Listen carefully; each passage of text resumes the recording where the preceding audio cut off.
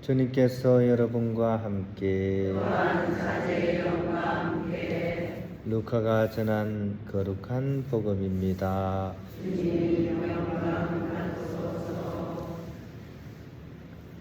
그때 예수님께서는 제자들에게 비유 하나를 말씀하셨다. 무화과 나무와 다른 모든 나무를 보아라. 잎이 돋자마자 너희는 그것을 보고 여름이 이미 가까이 온 줄을 저절로 알게 된다. 이와 같이 너희도 이러한 일들이 일어나는 것을 보거든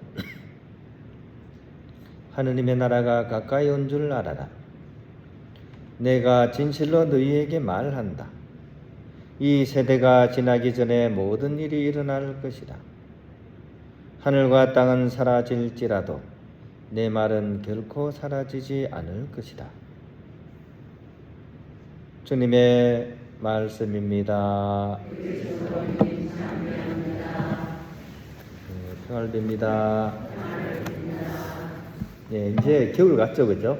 이렇게 막 눈이 그렇게 오고 또 막 아침에 이렇게 빙판이 돼 있더라고요. 근데 겨울이 된 것 같습니다. 그럼에도 불구하고 요즘 여름이 너무 길지 않습니까, 그죠?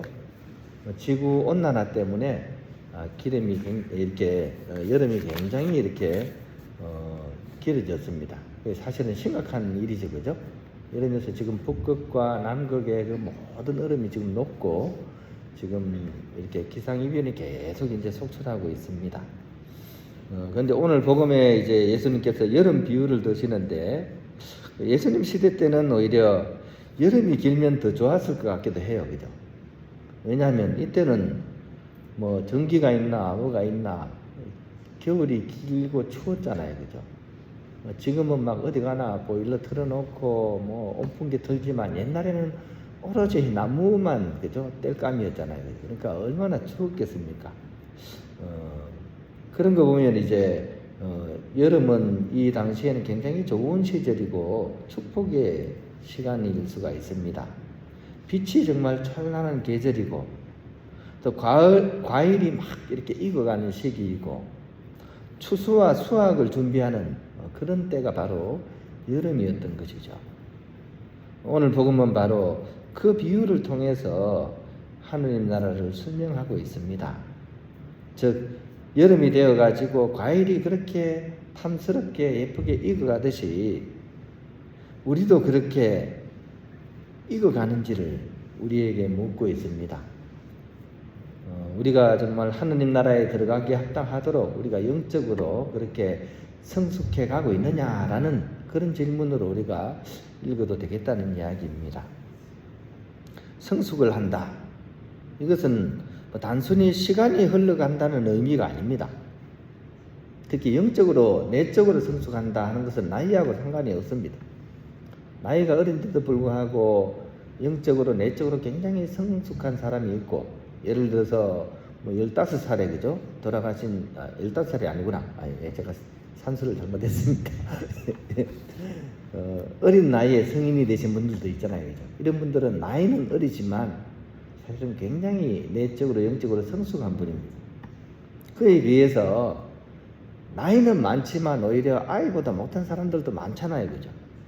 그러니까 성숙은 시간이 흘러간다고 되는 게 아닙니다. 즉 내가 더 나은 사람으로 이렇게 변해 가야만이 성숙한 게 됩니다. 이 존재적인 변화를 얘기하는 거예요. 나이만 먹은 게 아니라 내가 뭔가 더 좋은 존재로 변화가 됐을 때 그때 우리가 성숙이라는 단어를 쓴다는 겁니다. 그렇다면 우리는 오늘 복음을 통해서 나는 신앙인으로서 얼마나 성숙을 이루었나 또 정말 그렇게 성숙해 가는가 이거를 성찰해 봐야 되는 거죠. 반대가 될 수도 있죠. 퇴보가 될 수도 있습니다. 그죠? 좋아지는 게 아니고 나빠질 수도 있는 거죠. 그죠? 세례를 받았다고 해서 영적인 성숙이 보장되지가 않습니다. 또 본당에서 어떤 중요한 직책을 맡았다고 해서 그 나의 내적 영적 성숙이 보장되지가 않습니다. 또 가끔씩 표창장 받잖아요. 본당에서 그죠? 표창장 받았다고 해서 그게 성숙의 표창장이 아닙니다. 그죠? 그러면 무엇이 어떤 것이 신앙적으로 성숙한 것이라고 할 수 있을까요? 어떤 표본을 가지고서 그 사람이 내적으로 영적으로 성숙한 것이라고 말할 수 있을까요? 정답 한번 말씀해 보시기 바랍니다. 질문 던졌습니다. 아마 성숙하신 분들은 아마 대답을 하실 수 있지 않을까? 어떤 것이 우리가 내적으로 영적으로 성숙한 것일까요? 회개하고 하느님께 가까이 나아가는 거. 아, 이 참 좋은 말씀이에요, 그죠? 근데 제가 원하는 답은 아니었습니다. 좀 구체적인 항상 구체적인 게 중요하거든요. 마음이 편안할 때, 그것도 하나의 어떤 그거죠. 나타나는 증상이죠, 그죠? 어떤 사람이 영적으로 성숙한 사람이라고 우리가 부를 수 있을까요? 우리에게는 정답이 정해져 있어요, 그죠? 이 제대 앞을 가만히 보세요.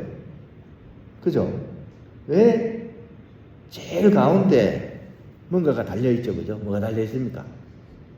십자가가 달려있고, 십자가에 누가 계십니까?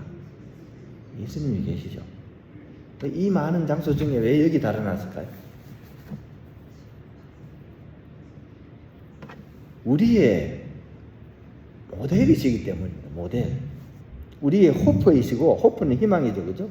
우리의 모델이시기 때문에, 신앙의 모델이시기 때문에 이 가운데다가 다 옮겨놓은 거예요. 자, 이제 정답 나오시기 바랍니다. 정답. 어떤 게 정답입니까? 아이고, 답답아. 다 알려줬는데.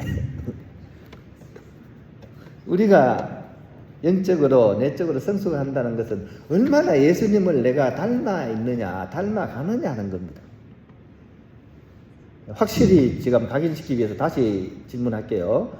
우리가 영적으로, 내적으로 성숙한다는 것은 무엇을 의미하는 걸까요? 예수님을 얼마나 닮아가느냐 하는 것, 닮아 있느냐 하는 것입니다. 예수님처럼 하느님의 뜻을 이루기 위해서 나를 어떻게 봉헌하는지, 또 예수님처럼 이웃을 위해서 나의 온 존재를 내어주는지, 이것이 영적 성숙의 눈금자입니다. 우리가 늘 그런 측면에서 이렇게 성당에 와서든 또 가정에서든 이 십자가에 달린 예수님 보면서 자꾸 그런 작업을 해야 됩니다. 자주 보는 사람이 어떻습니까? 자주 보는 사람이 닮아가요. 자주 보는 사람이 닮아갑니다. 부부간에 얼굴이 비슷해지지, 나이 들면. 왜 그렇습니까? 맨날 보니까. 웃을 때 같이 웃고, 울 때 같이 울고, 싸울 때 같이 싸우고, 좋건 싫건 맨날 자주 보다 보니까 어떻습니까? 얼굴이 그대로 닮아가요. 닮아갑니다. 똑같습니다. 그죠? 우리가 주님을 자주 보고, 내 삶 속에서, 그죠? 주님을 자주 이렇게 생각하고, 어떤 순간에 주님께서 어떻게 하셨는지를 늘 이렇게 성찰하고, 그것을 내가 따르려고 노력할 때, 그때 비로소 나는 주님을 닮아가게 되는 겁니다. 그래서 제가 예전에 성령을나라의 거울 영성 말씀드렸잖아요. 성령을나라는 기도를 할 때, 관상기도를 들어갈 때 마치 거울을 보듯이 주님을 만나는 기도를 계속 했다고요. 내가 하루 중에 어떤 일을, 속상한 일을 만났어요. 고통스러운 일을 겪었어요. 그러면 어떻게 합니까? 하늘 보고 막 한숨을 짓거나 땅을 막 밟으면서 막 발자국을 디디거나 이게 아니고 어떻게 합니까? 바로 주님을, 십자가 달리신 주님을 바라봅니다. 주님을 바라보는, 내가 겪은 그 일을 가지고서 주님을 바라보는 겁니다. 그리고 깊이 생각합니다. 나의 이런 고통과 아픔과 슬픔, 그 달려 계신 주님을 보면서 주님의 그 고통과 상처에 내가 비할 바는 아니구나. 그렇죠, 그죠? 우리가 아무리 고통스러워도 주님의 고통만큼 그렇게 생각하겠습니까? 근데 주님은 저기 달려 계시잖아요. 당신의 죄를 지은 것도 아닌데. 그러고 보면 이제 그 안에서 생생히 나를 바라보고 계시는 주님을 바라보게 되는 거죠. 그죠? 즉 나의 모든 슬픔과 아픔, 고통, 심지어 나의 죄악까지도 대신 지고서 달려계신 그 예수님을 생생히 만나게 되는 겁니다. 이게 관상하는 겁니다. 관상이 다른 게 아니라 관상, 모습을 만나는 거예요. 주님의 모습을 생생히 만나는 거예요. 그러면 어떻습니까? 그 사랑에 내가 녹아내리죠. 그러면 내 삶의 십자가를 품고서 주님을 본따를 수가 있게 되는 거죠. 내 삶의 십자가 나 또한 품고서 주님 가신 길을 따라갈 수 있는 겁니다. 그래서 바라보고 깊이 생각하고 관상하고 본따르면 우리가 그리스도를 닮게 된다는 것입니다.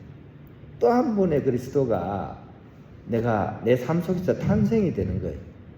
그런 과정을 우리가 걸어갈 수 있어야 됩니다. 또 너무 길게 얘기하면 그죠?